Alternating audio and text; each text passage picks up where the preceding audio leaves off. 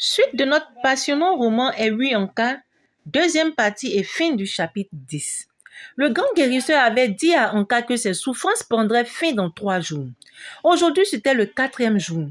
Tous ceux qui avaient assisté à la réunion priaient maintenant. Ceux-là même qui l'immolaient regrettaient leur geste. Trop tard, il est des situations qu'on ne peut renverser. Impitoyablement, le destin poursuivait son cours. De bonne heure, avant même que sa mère ne se levât, Anka sortit. Il allait au bord de la mer. Il alla au bord de la mer. Il marchait sur la grève, laissant les vagues lui baigner les pieds. Cette excursion matinale était un pèlerinage. C'était aussi, il le sentait, un adieu à son environnement actuel. Il avait besoin de se recueillir à cause des 2 femmes qu'il avait dans sa vie, Becky et Jackie. Ah, Becky! Son fils avait depuis hier une furieuse envie, la prendre dans ses bras et pleurer tout son saoul, comme un gamin qui avait échappé à un grand danger, mais il n'osait pas pour ne pas s'avouer vaincu, pour ne pas détruire les minces illusions de sa mère. Jackie, sa femme, c'était à cause d'elle qu'à présent Anka passait tout le temps à la plage. Il l'évitait. Elle l'empêchait d'être un vrai martyr. Le regard interrogateur de sa femme le mouvait et ébranlait sa foi.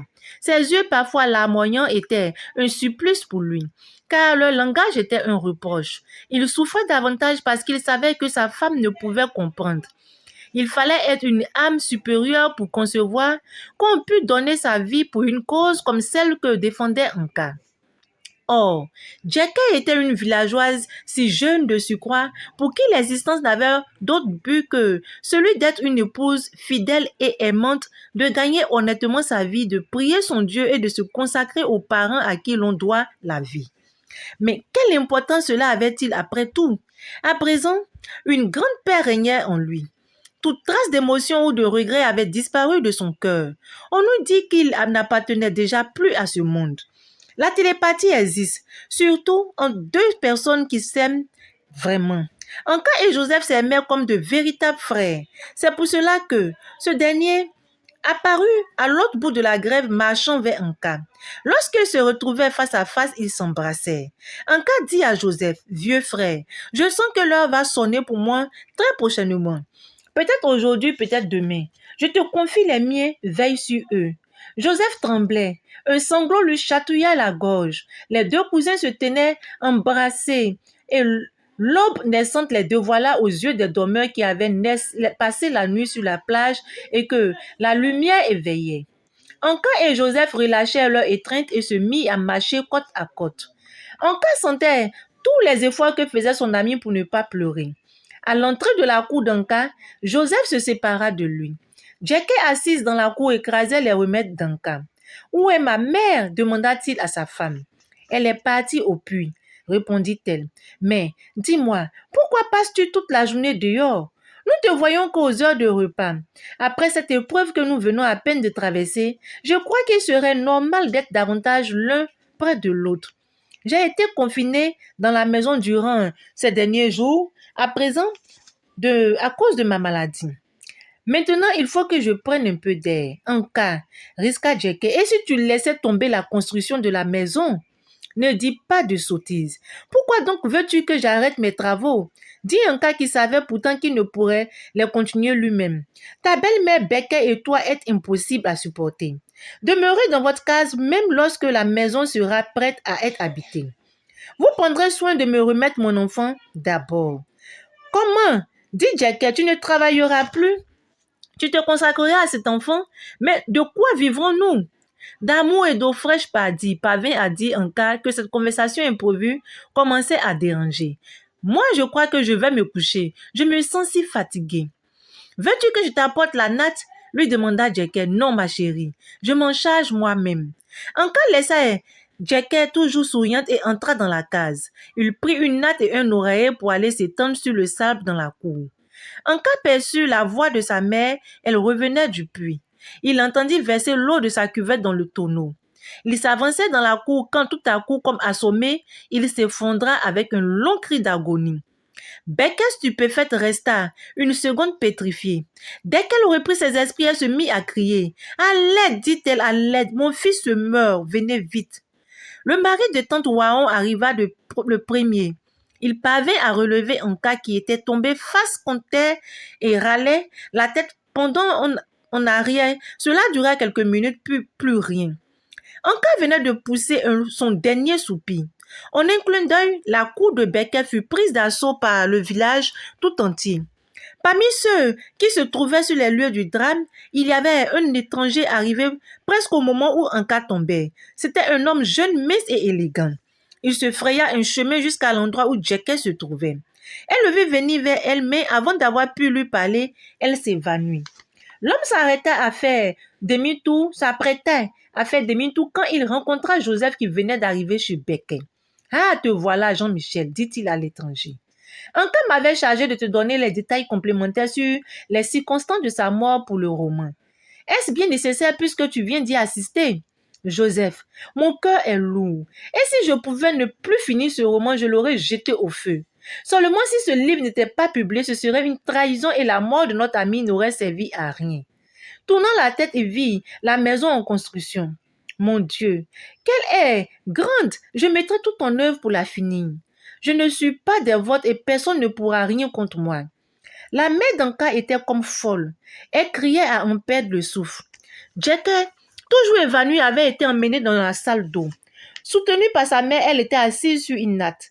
Des femmes de sa famille et les cousines d'Anka lui versaient de l'eau sur la tête. Leurs efforts semblaient inutiles et elles étaient saisies de panique. Si Jackie venait à mourir aussi en même temps, il valait mieux ne pas y penser. Ce ne fut qu'en début d'après-midi que Jackie revint à elle. Becker et sa bru pleuraient encore pendant longtemps. On construisait des appartements dans la cour de Becker.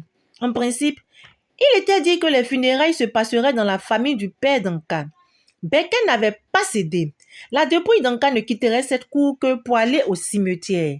La nouvelle se propagea comme une traînée de poudre. Le village commençait à être envahi par des parents, des amis et même des simples curieux venus en cette douloureuse circonstance partager la peine de Becker et de Jackie. Becker décida qu'il ne serait servi aucune tasse de café, aucun verre de boisson alcoolisée selon l'une des dernières volontés d'Anka. C'était aussi pour se gaver et s'enivrer qu'ils ne cessaient dans cette région de tuer leurs prochains. Puisqu'on ne laisserait pas des personnes venues d'ailleurs sans manger, on repartirait les vivres dans chaque famille haute. Pas de festin. Becker n'en avait pas les moyens. Anka avait souhaité une brève prière à l'église avant son inhumation et une sépulture simple. Joseph l'avait dit à Becker. Il serait fait selon sa volonté. Jackie, entourée de sa mère et de sa belle-mère, était dans un coin de la cour. Elle regardait d'un air hébété le lit mortuaire. Elle croyait rêver. Elle pensait avec le même sentiment à Joseph et à Jean-Michel, l'ami d'Anka qui s'était rendu au cimetière pour s'assurer que la tombe était bien carrelée et que l'on avait aussi préparé la dalle. Oui, Hanley, cria soudain Jackie comme une amnésique qui retrouve brusquement la mémoire. Elle voulut se lever, mais on la retint. La jeune veuve se mit à pleurer à chaudes larmes. Les femmes qui l'entouraient évidemment lui firent écho. Pendant ce temps, Becker marchait dans la cour en tous sens, scandant ses seuls mots « Anka, oh Anka ». Elle bousculait sans ménagement tous ceux qui s'approchaient d'elle pour la mener à s'asseoir. Lasse, la mère éplorée finit par se laisser choir sur le sol, à genoux, et se mit à parler. « Anka, mon fils, il faut que tu te venges. Tu ne t'en iras pas dormir avant d'avoir... »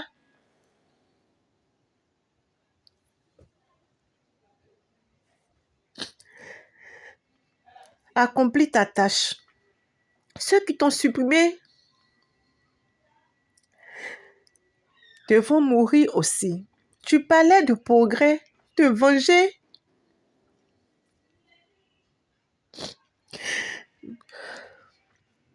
Ne va pas dans ce sens. Mais s'ils ne sont pas punis, les sorciers ne comprendront pas qu'ils doivent cesser de tuer. Lorsque plusieurs d'entre eux seront ensevelis, les autres se calmeront. Ils auront peur. La seule honte d'avoir été dévoilée devant les étrangers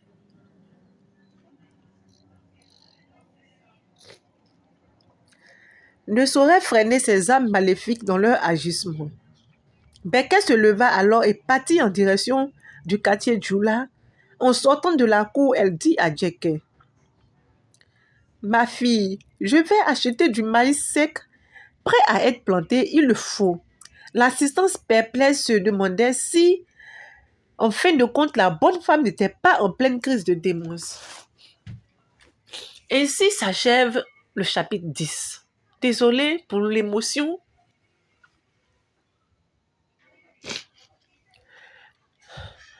La première fois que j'avais lu ce roman, je l'avais fini en larmes. Je pensais que j'étais guérie, mais effectivement, ce roman me fait penser à la mort de mon père. Et lire les dernières pages du chapitre 10 m'a replongé dans ce souvenir si terrible que moi j'ai vécu. C'était aussi pour une maison. Je pensais que j'avais dépassé cela depuis plusieurs années, mais je crois que je viens de me rendre compte que je ne peux jamais oublier ce fait, car cette mort m'a énormément fait du mal et elle m'a fait entrer dans une maturité brusque parce que je ne m'y attendais pas.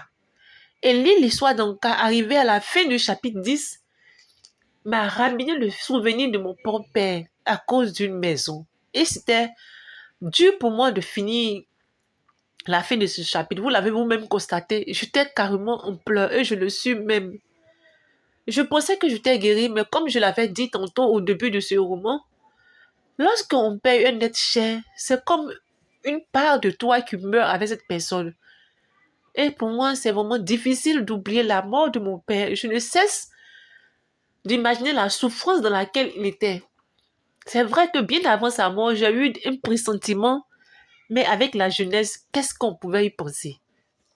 Je pensais que c'était un pressentiment comme ça, mais je ne savais pas que c'était quelque chose que Dieu me mettait en cœur pour me dire, sois forte après toi. Car après ce pressentiment, 3 jours après, mon père décida de façon tragique.